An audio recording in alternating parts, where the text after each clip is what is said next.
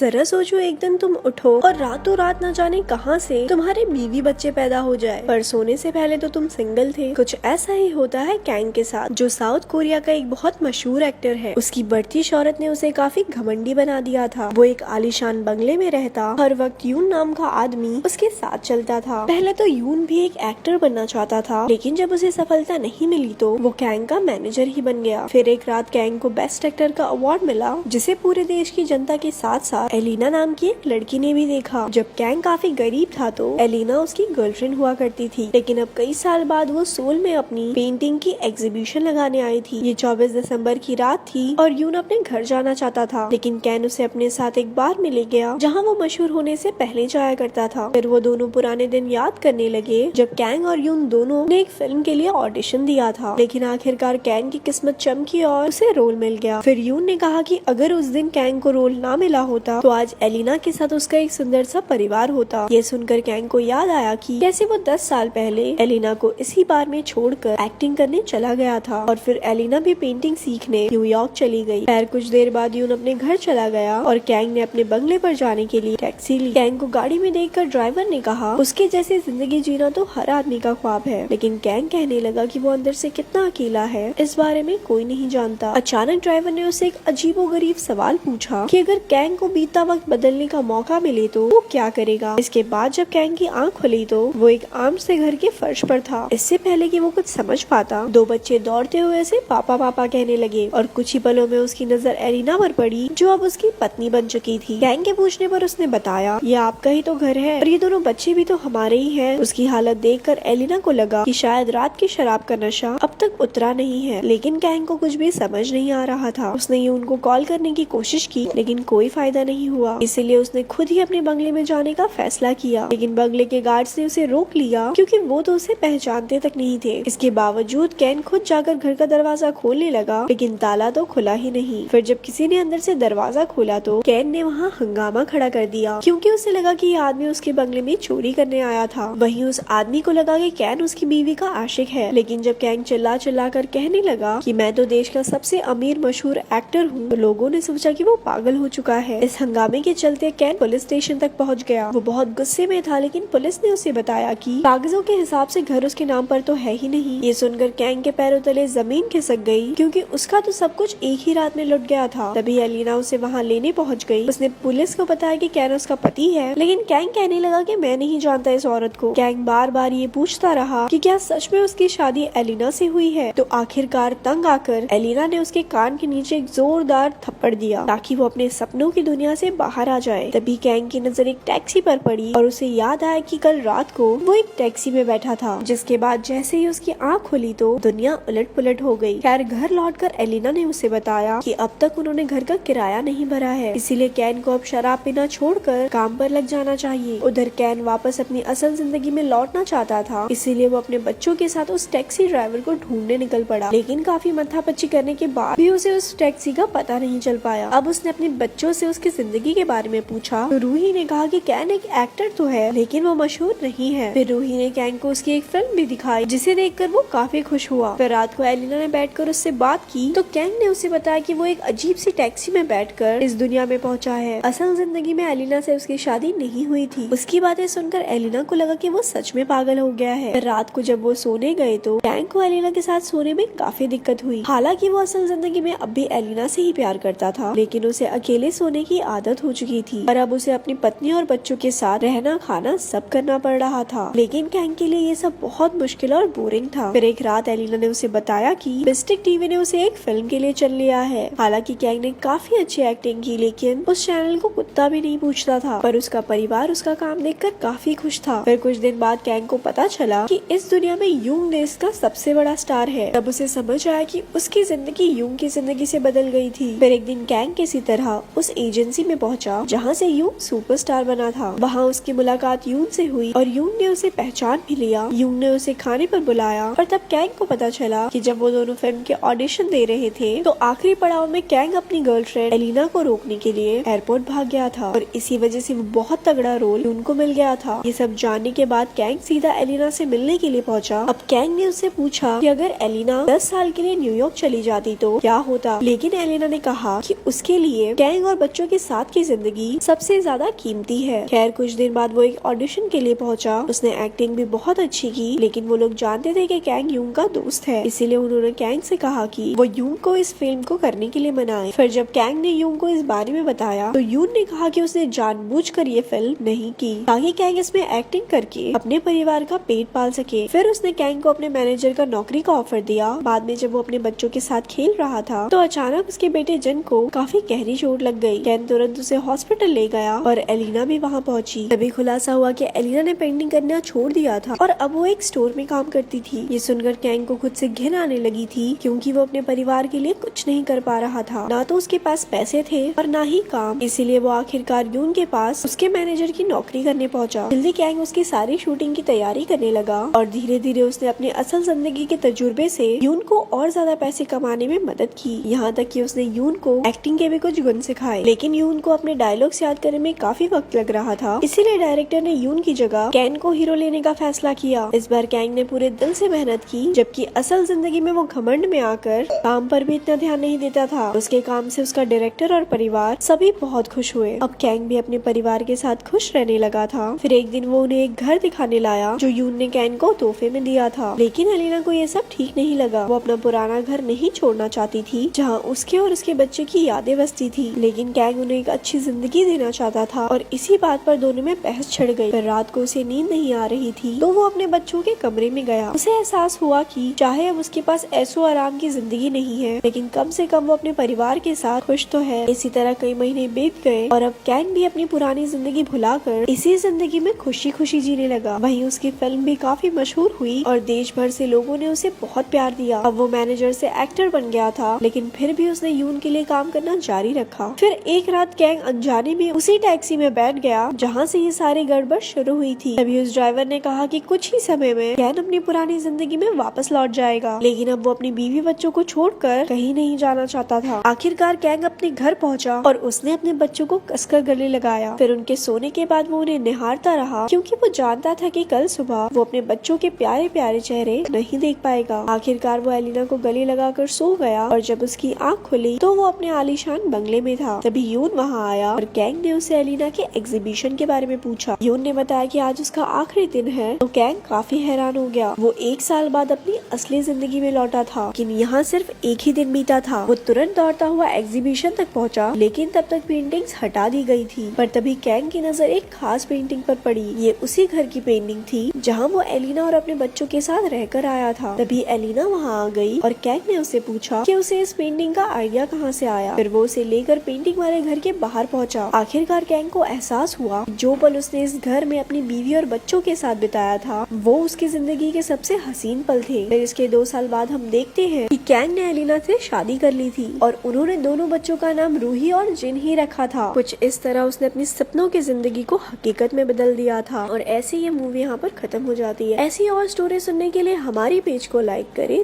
धन्यवाद।